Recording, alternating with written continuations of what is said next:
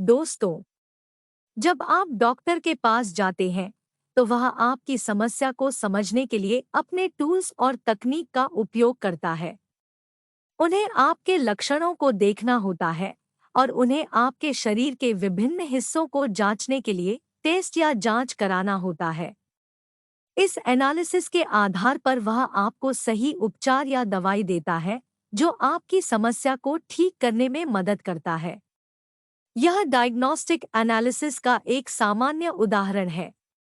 नमस्कार। ऊपर उठें और आगे बढ़ें। दोस्तों, थियोग्लू यूट्यूब चैनल से मैं दीक्षाश्री आपका बहुत बहुत स्वागत करती हूँ। आज हम जानेंगे कि डायग्नोस्टिक डेटा एनालिसिस क्या होता है, उसके कुछ उदाहरण, इस डाटा एनालिसिस की कुछ सीमाएं और कुछ फायदे। डायग्नोस्टिक डेटा एनालिसिस उन तकनीकों और प्रक्रियाओं का उपयोग करता है जो डेटा को विश्लेषित करके समस्याओं या अनुपयुक्त व्यवहार के कारणों को पहचानने में मदद करते हैं। यह अनुमान लगाने और संभवतः समस्या के समाधान के लिए उपयुक्त एनालिसिस तकनीकों को चुनने में मदद करता है। डायग्नोस्टिक डेटा एनालिसिस उन तकनीकों को शामिल करता है जो डेटा को संग्रहित करते हैं, उसे संरचित करते हैं, इसे विश्लेषित करते हैं और अंतिम रूप देते हैं। इस तकनीक का उपयोग करके चिकित्सक रोग के लक्षणों को एनालिसिस कर सकते हैं और रोग का निदान करने में मदद कर सकते हैं।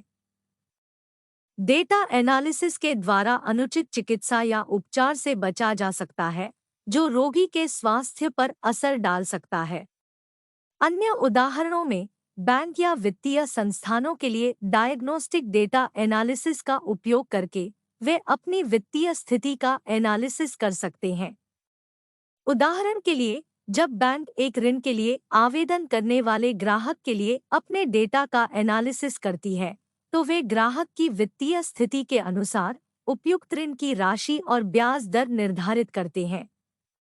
इस तरह के डायग्नोस्टिक डेटा एनालिसिस का उपयोग करके वे अपने व्यवसाय की नई संभावित ग्राहकों की भी वित्तीय स्थिति का एनालिसिस कर सकते हैं और ऋण के लिए उचित नीतियों और प्रक्रियाओं को निर्धारित कर सकते हैं। डायग्नोस्टिक डेटा एनालिसिस के कुछ सीमाएं हैं जो इस तकनीक के उपयोग के दौरान सावधान रहने की जरूरत होती है। कुछ मुख्य सीमाएं निम्नलिखित हैं। 1. डाटा उपलब्ध न होना। डायग्नोस्टिक डेटा एनालिसिस के लिए डाटा की उपलब्धता बहुत महत्वपूर्ण होती है। अगर डाटा उपलब्ध नहीं होता है, तो एनालिसिस संभव नहीं होता है। 2. गलत डाटा। अगर डायग्नोस्टिक डेटा एनालिसिस के लिए उपयोग किया जाने वाला डाटा गलत होता है, तो एनालिसिस गलत हो सकता है और नतीजे गलत हो सकते हैं। 3. संदर्भ की कमी। डायग्नोस्टिक डेटा एनालिसिस के लिए एक संदर्भ की आवश्यकता होती है।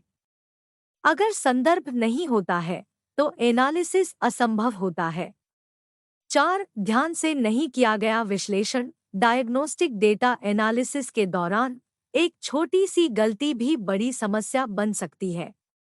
इसलिए एनालिसिस को ध्यान से करना बहुत महत्वपूर्ण होता है। डायग्नोस्टिक डेटा एनालिसिस के कई फायदे हैं। इनमें से कुछ मुख्य फायदे निम्नलिखित हैं। 1. बेहतर निर्णय लेना। डायग्नोस्टिक डेटा एनालिसिस से उपलब्ध जानकारी के आधार पर लेने वाले निर्णय बेहतर होते हैं। इससे कंपनियों या संस्थानों को विभिन्न दशकों तक अपनी स्थिति का एनालिसिस करने में सक्षम होने का फायदा मिलता है। 2. कम समय में विश्लेषण। डायग्नोस्टिक डेटा एनालिसिस अन्य एनालिसिस तकनीकों की तुलना में कम समय में बड़ी मात्रा में डाटा के लिए एनालिसिस करने की सुविधा प्रदान करता है। 3. अधिक देखभाल और स्क्रूटिनीज करना। डायग्नोस्टिक डेटा एनालिसिस का उपयोग करके कंपनियां अपने उत्पादों और सेवाओं में कमी या दोष को ढूंढने और इसे दूर करने में सक्षम होती है। 4. दस्तावेजीकरण और अनुसरण। डायग्नोस्टिक डेटा एनालिसिस से प्राप्त जानकारी को आगे भविष्य में उपयोग करने के लिए दस्तावेजीकरण और अनुसरण की आवश्यकता होती है। यह जानकारी बाद में उपयोग के लिए संग्रहित की जाती है ताकि वे अपनी वित्तीय योजना को आगे बढ़ा सकें। 5. वित्तीय संस्थाओं के लिए मापदंड स्थापित करना। डायग्नोस्टिक डेटा एनालिसिस वित्तीय संस्थाओं के लिए बहुत महत्वपूर्ण होता है, क्योंकि यह उन्हें उनकी वित्तीय स्थिति का मापदंड स्थापित करने में मदद करता है। इस एनालिसिस से संस्थानों को उनकी वित्तीय दृष्टिकोण के अलावा उनकी कारोबार की प्रवृत्तियों को भी समझने में मदद मिलती है। 6. कुशलता की वृद्धि। डायग्नोस्टिक डेटा एनालिसिस उद्यमों या कंपनियों को उनकी संगठनात्मक क्षमताओं को बढ़ाने में मदद करता है। यह एनालिसिस कंपनियों के लिए एक मौका प्रदान करता है ताकि वे अपनी कार्य प्रणाली में सुधार कर सकें और कुशलता का स्तर बढ़ा सकें। तो दोस्तों, आप हमें कमेंट करके बताएं कि आपको यह जानकारी कैसी लगी और आपने इस वीडियो से क्या नया सीखा।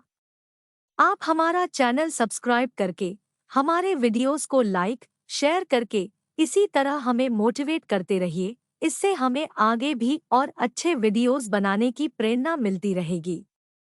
चलिए फिर मिलते हैं अगले वीडियो में।